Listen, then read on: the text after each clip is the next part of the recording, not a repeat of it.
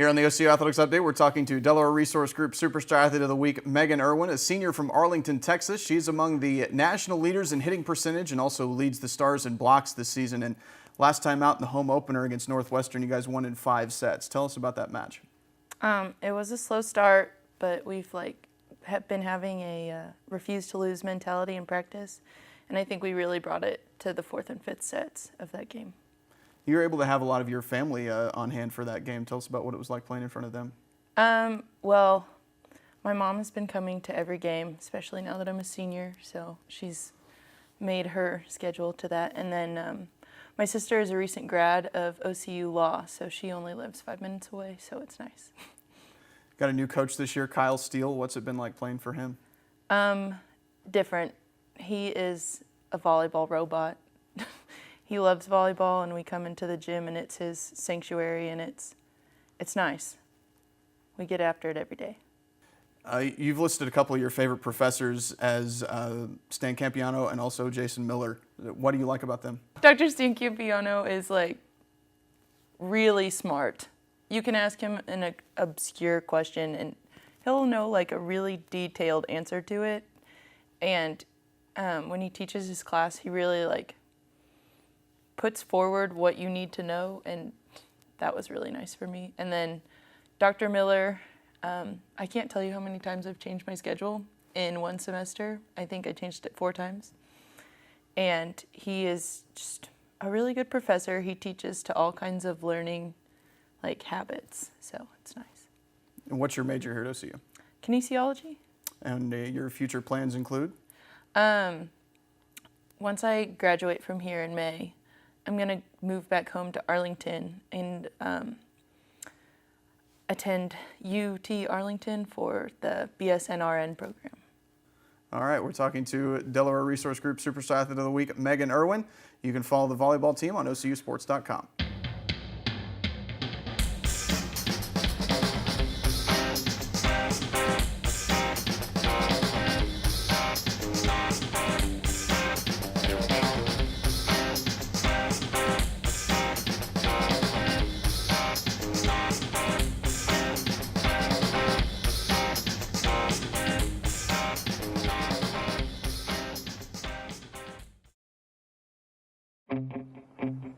There's a call to be answered.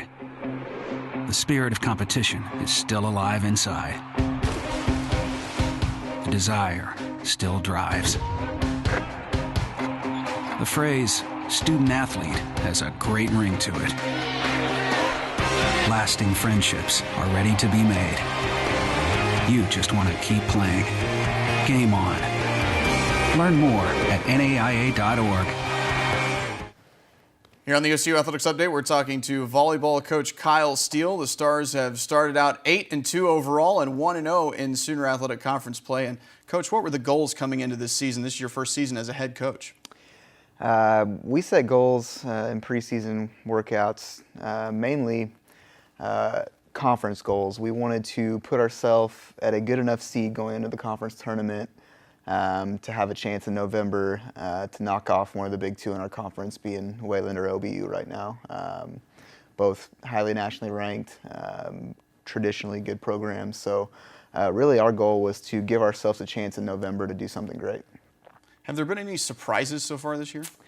There's always surprises. You think you have a lineup or a certain rotation in your head going into the season, and then somebody just kind of goes in and changes all that for you. And really, I was really kind of concerned at the beginning of, going into the season about who was going to play libero, who was going to, be kind of our defensive key players.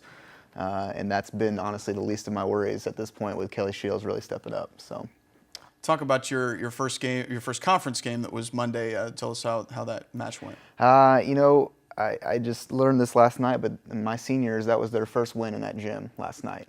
So that was really encouraging, I think, for them to get off to a good start, not only being 1-0 in conference, but to finally get over breaking that barrier, winning in Waxahachie. SAGU is always a scrappy team. they always, I referred to them, I think, in the huddle last night as like a gnat at a barbecue. They just never go away. They're always going to be around, fighting every point, no matter if they're up 10, down 10. And so I really respect that about Hank's programs. And so I think it was good for us to do what I think we needed to do and get out of there in 3, and played pretty well and got to play everybody, which in the good kind of way. So that was awesome to see as well. You talked about Kelly Shields, who's kind of stepped up as the libero for your team. What's been the key to her development? Kelly, really her MO is her motor. She's nonstop. She has really, really great feet, and we've always known that. We were just trying to get her over that mental barrier of being confident every time she steps on the floor. And so far, that confidence has not wavered, and I think she's 17th or 18th in the country in digs per set right now. So she's among the national leaders in digs, having a really, really great senior year. And for her key has just been confidence at this point. But her work ethic, her attitude going in, I really honestly gave her every chance to unearn the position, kind of holding her feet to the fire in some situations, putting her through some mental tests, and her confidence has just been steady, and that's been the key to her so far.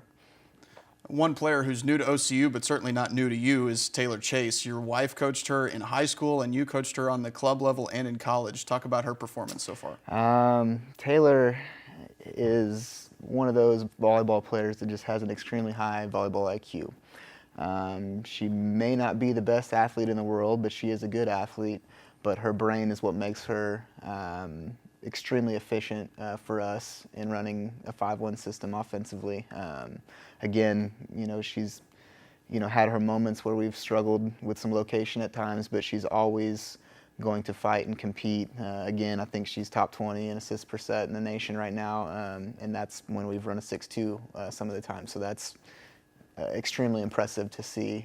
She knows where every matchup is at all times, knows how to get our best hitters on their weakest blockers, and just really, really brings volleyball IQ to our team, which makes us better. A couple more of your key players are Kristen Macy and who we just talked to, Meghan Irwin. Tell us about how their seasons have gone so far. We'll start with Meghan. She has come so far in the last 9 months. One of her goals this year was we got to make less errors offensively as a middle.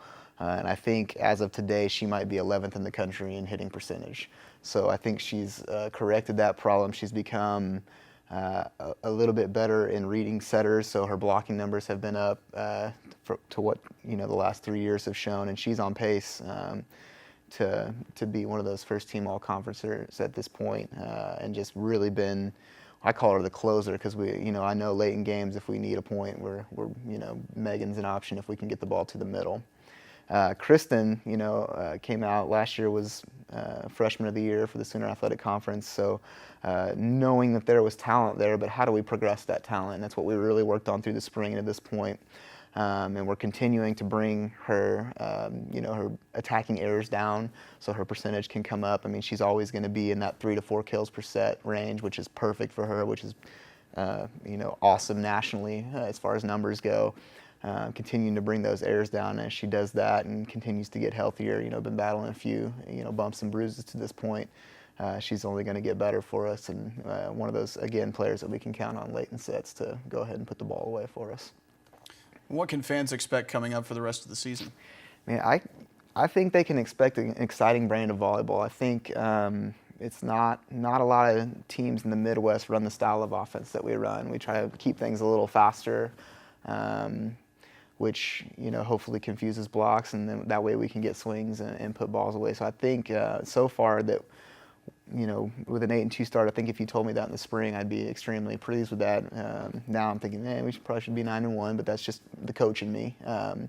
But I think especially for home games, we had a great crowd for the Northwestern opener. I hope that the fans will continue to come out and support us because I feel like we're in a good place and we're continuing to progress, and hopefully that means that we're playing our best volleyball in November. So hopefully they can see a better brand of volleyball every time they come out. What inspired you to choose coaching as your career?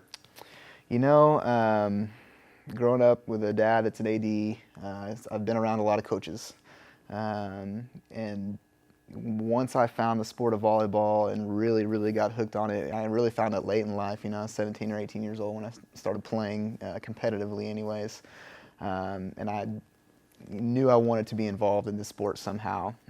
Obviously, playing career was cut a little short, but the next best thing for me would be coaching. I've had some success early on as a young coach, and so I think it was one of those things that, the guy upstairs had a plan for me, and this was it, and I knew that this was what I was supposed to do with my life, and teach life skills through sports, and that's really what I know how to do, is instill the skill sets needed to go out. Maybe, you're not going to play volleyball for the rest of your life. A lot of our athletes aren't going to go on to be professional players, but they're going to have jobs someday, and we try to treat it like a business situation where they can learn how to adapt and change and grow and be on time and hold each other accountable to be good coworkers someday, and not as well as good teammates. And I think that that was just a natural gift or strength for me that I was born with, unfortunately or fortunately, but I love what I do, so I can't complain.